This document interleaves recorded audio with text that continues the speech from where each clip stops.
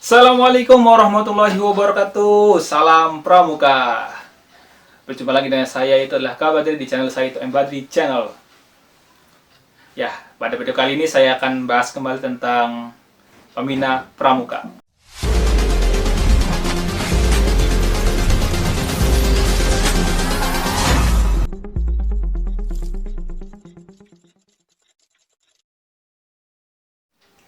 Ya, pada video kali ini saya akan masih membahas tentang pembina pramuka.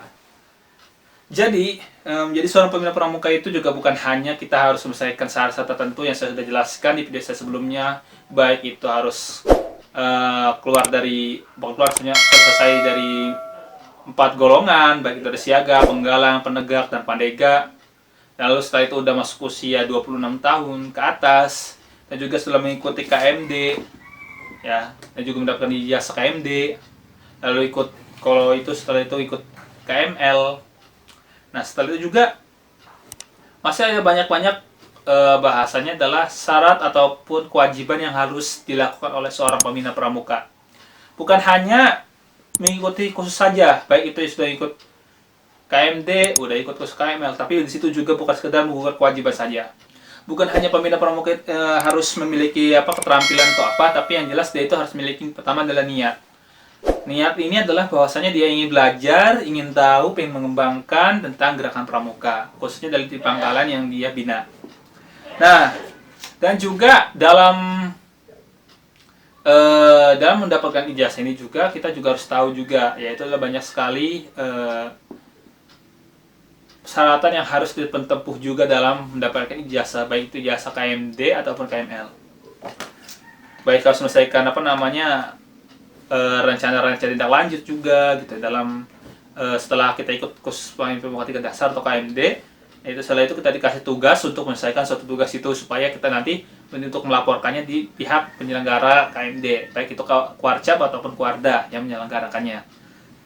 Bukan hanya di situ, juga fungsi ijazah KMD ini juga untuk lembaga pendidikan itu sangat penting gitu. Kenapa? Khususnya untuk yang bahasanya yang jadi pegawai negeri, yang jadi PNS gitu ya.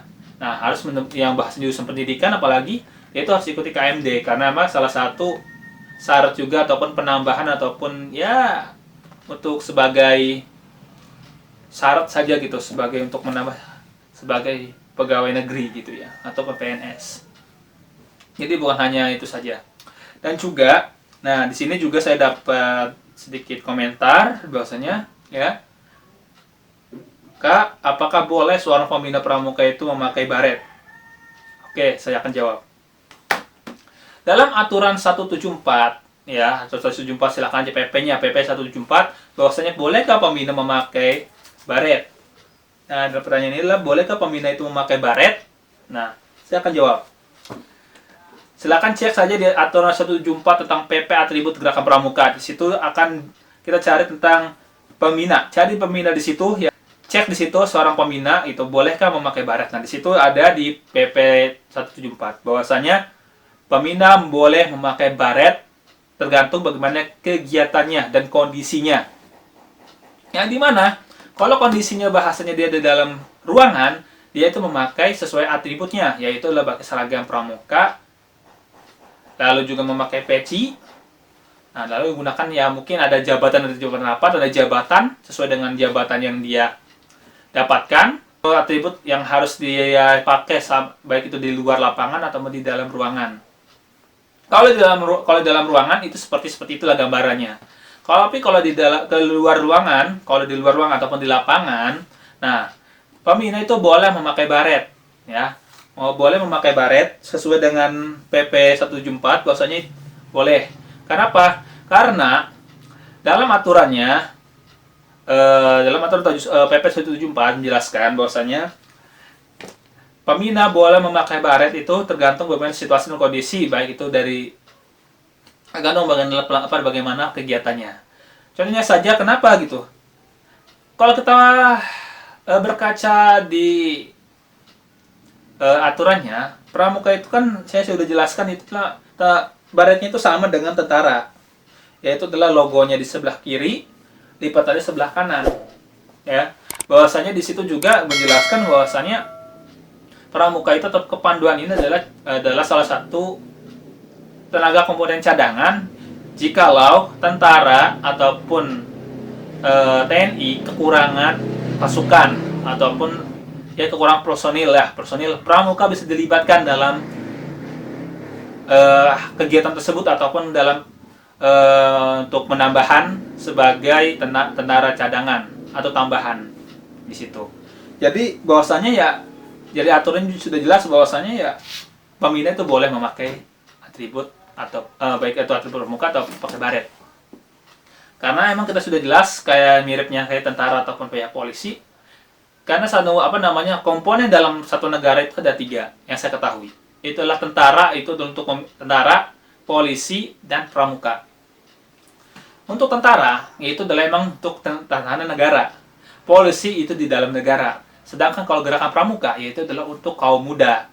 Kaum muda adalah untuk bahasanya supaya kita sebagai kaum muda itu memiliki nama cinta alam, baik negara, cinta alam dikasih sayang sama manusia juga seperti seperti dasar dharma kedua, dan juga namanya cinta alam kasih sayang sama manusia ini juga memiliki rasa cinta kepada negara, kepada cinta tanah air, dan juga menjunjung tinggi harkat martabat bangsa kita, yaitu bangsa Indonesia. Nah itu. Jadi dalam atribut pramuka juga ataupun atribut baik itu dari semua golongan, baik itu adalah tingkatannya, adalah tingkatan seorang, baik itu jabatan, baik itu juga tingkatan sebagai pembina. Seorang pembina juga harus tahu bahwasanya untuk untuk pemakaian atribut juga sesuai dengan pembinanya.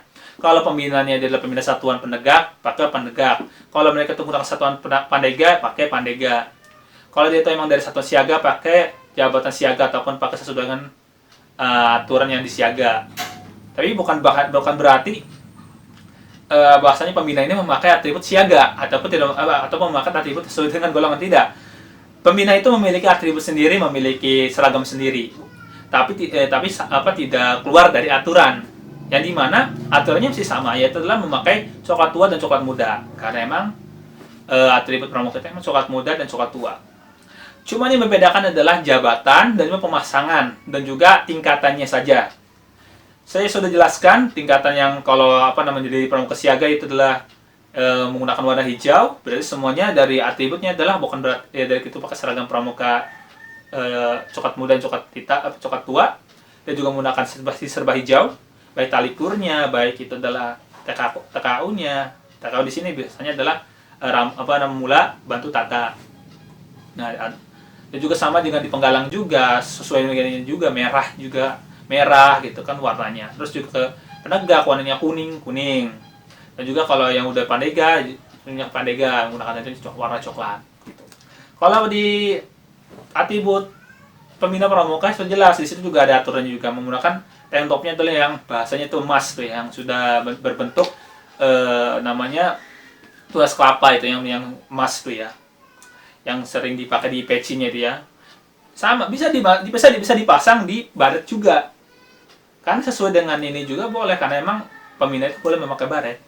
Jadi tank top ini yang di baretnya itu ataupun di pecinya itu boleh dipindahkan ke baret. Karena emang boleh gitu ya. Terus juga dalam atribut juga kita harus tahu gitu ya. Baik dari aturannya, segi aturan pemakaiannya di mana, dan juga pemasangannya di mana. Dan juga jangan sampai pembina pramuka ini tidak memakai tanda jabatan. Karena tanda jabatan itu sangat penting. Karena apa? Karena kita akan tahu dia itu jabatannya sebagai apa, dia adalah di jabatannya gitu, yang ada di sakunya gitu, yang ditempelnya di sebelah kalau dia ada di sebelah kanan ya, di sebelah kanan. Jadi bukan hanya seperti itu saja. Sering juga saya lihat di lapangan real gitu ya, ada banyak para pembina yang tidak mengerti cara menggunakan atribut sesuai dengan pembinanya. Maksudnya di sini adalah ada pembina yang memakai atribut yang mungkin itu zaman pas dia sekolah, baik mungkin karena emang seragamnya masih muat gitu ya, jadi tidak usah beli lagi mungkin. Apalagi tempelannya masih ada gitu ya, menggunakan seragam pas masa sekolah gitu ya, mungkin ada kayak gitu, ada. Itu ada gitu.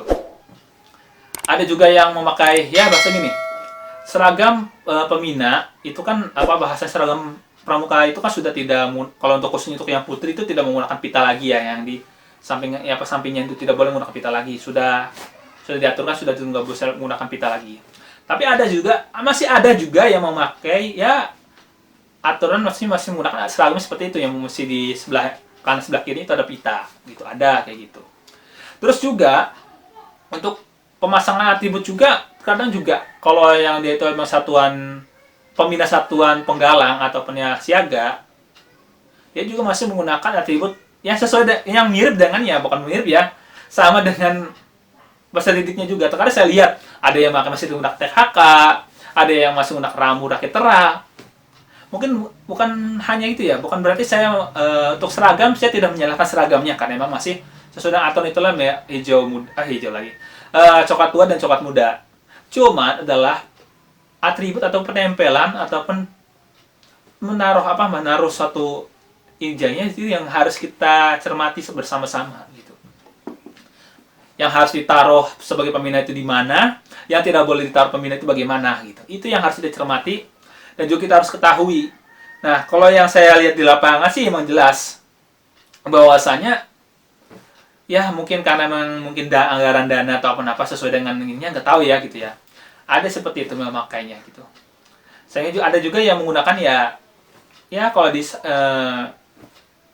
Saka juga sama aja sih, di Saka juga. Saya sering juga lihat ada warna yang berbeda, khususnya yang ada di satuan karya ya, baik itu mungkin dari satuan karya tergantung bagaimana bidangnya juga sih gitu ya. Ada yang menggunakan warna sesuai dengan aturan juga, ada yang menggunakan coklat kehitaman, ada warna ada coklat kehitaman, ada juga coklat keabu-abuan. Nah, itu yang harus dicermati. Sebenarnya warna seragam pramuka itu kan yang sudah jelas diaturnya adalah coklat muda dan coklat tua. Tidak boleh menggunakan berarti tidak ada yang namanya coklat kehitaman dan coklat abu-abu, itu tidak ada. Sesuai dengan aturannya adalah coklat muda dan coklat tua. Nah, jadi saya sudah jawab nih ya pertanyaan dari kolom komentar yang saya baca ini, bahwasanya pembina boleh memakai baret tergantung bagaimana kondisinya, apakah dia itu di lapangan, apakah di luar lapangan, apa di dalam ruangan. Sehingga kalau kita cermati itulah sesuai dengan aturannya. Makanya baca aturannya di PP 174 tentang atribut pramuka. Terus juga dalam hal ini juga kita akan harus cermati bahwasanya seorang pembina itu juga tidak sekonyong-konyong saja untuk jadi memiliki kewenangan juga. Bukan hanya dia itu memiliki kewenangan, tapi juga harus menggunakan kewenangan itu dengan sebaiknya mungkin, atau amanat yang telah diberikan oleh kepala sekolah ataupun pemabigus ya digunakan gitu. Jangan sampai setelah jadi ditunjuk sebagai pembina pramuka ya sudah gitu, tidak lepas tangan, tidak, atau memberikan kepada pembantu pembina, tidak seperti itu. Kalau tingkat sesuai dengan tingkatannya, kalau dia itu ada siaga, saya sudah jelaskan tadi untuk penggalang, dia itu harus ikut serta dalam mengembangkan pangkalannya gitu. Kalau emang sudah dari penegak dan pandega, ya tinggal mengembangin saja bagaimana pola peserta didik ataupun pola para penegak gitu. Tinggal lihat saja gitu, karena emang sesuai dengan yang saya sudah jelaskan tadi, kalau di penegak mah sudah anak-anak sendiri yang sudah bergerak gitu. Pembina tinggal ngontrol saja gitu. Bukan jalan terbalik. Kebanyakan yang saya lihat di lapangan malah di satuan penggalang atau di satuan siaga malah ngontrol gitu. Aneh gitu. Kalau diaturnya tidak seperti itu. Siaga, saya bilang pembinanya itu harus ikut sertanya untuk memberikan motivasi dan memberikan minat dan juga memberikan motivasi gitu dalam membangun gitu karakter anak. Sama di penggalang juga harus memberikan contoh yang terbaik gitu, memberikan materi ataupun praktek di situ. Bukan kalau di penegak baru gitu.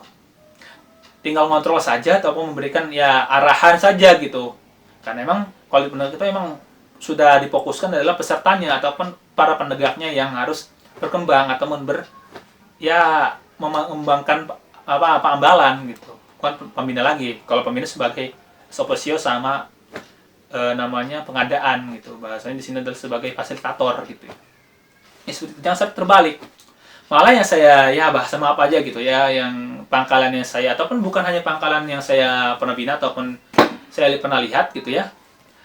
Ya kebanyakan seperti itu gitu. Pembina penggalang itu atau pembina penggalang, kebanyakan pembina penggalang menganggap ya bahasanya kalau emang pembinanya yang belum mengerti tentang gerakan pramuka sih pasti seperti itu. Menganggap pramuka itu ya sama saja gitu.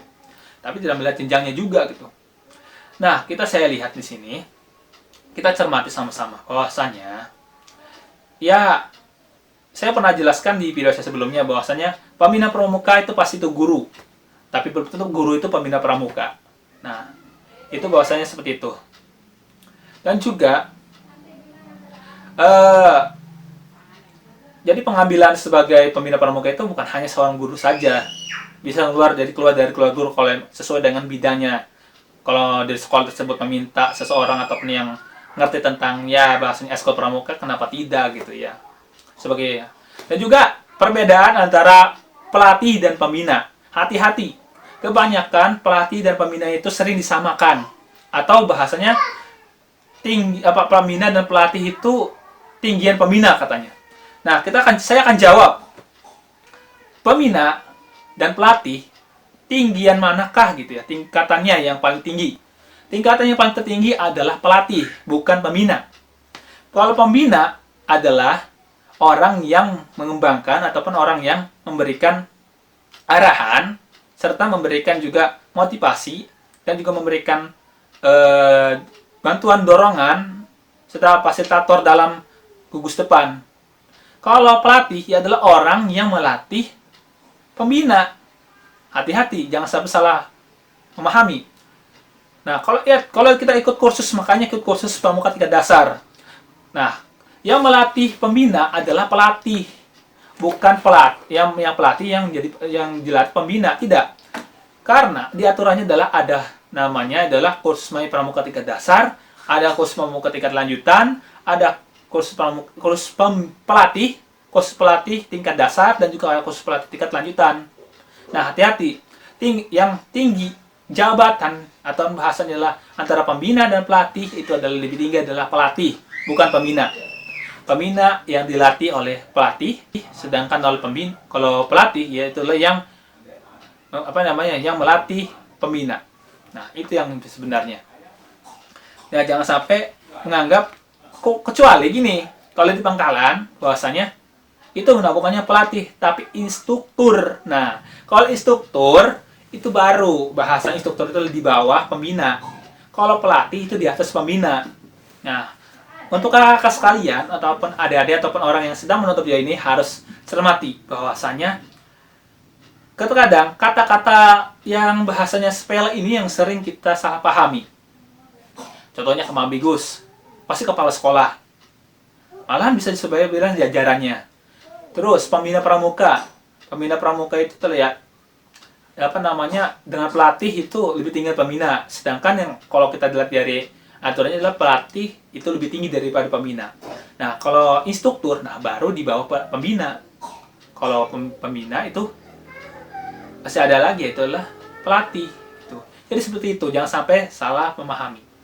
Oke, mungkin itu saja untuk video kali ini. Kalau emang masih ada yang pemaparan saya masih ada yang kurang paham ataupun masih kurang, silahkan komen saja di kolom komentar.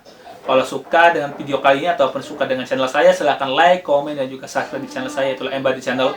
Semoga channel ini bisa berkembang terus, akan memberikan ilmu-ilmu manfaat untuk kita semua, khususnya untuk kita yang sedang belajar gerakan pramuka. Mungkin itu saja yang saya bisa sampaikan untuk video kali ini.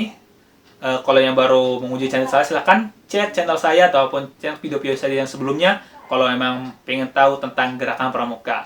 Oke, itu saja yang saya bisa sampaikan. Wassalamualaikum warahmatullahi wabarakatuh. Salam pramuka.